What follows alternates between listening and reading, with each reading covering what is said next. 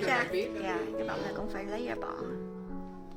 Tại cái bọc này giống như cái túi đồ ăn của nó. Đúng rồi. Cả không. Nhưng mà lúc mình hấp mình đâu có thấy cái ruột của nó. Không, lúc mẹ mở ăn á, mình mở ra thì mình thấy. Và lúc hấp thì mình dễ lấy ra hơn tại nó chín nè.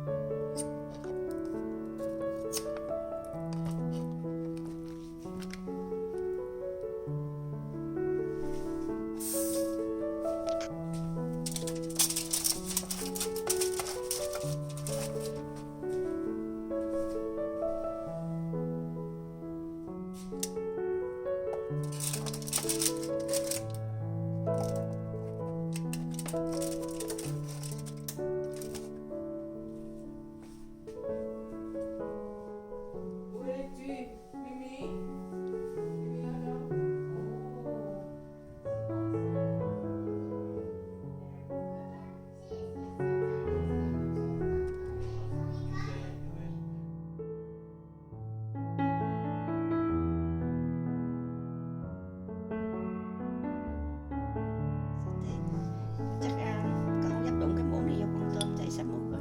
Chắc mày lấy cái đồ mẹ lấy cái muỗng mà chén lại giùm con. Lấy cái nĩa được không? Dạ, cái năng được nè.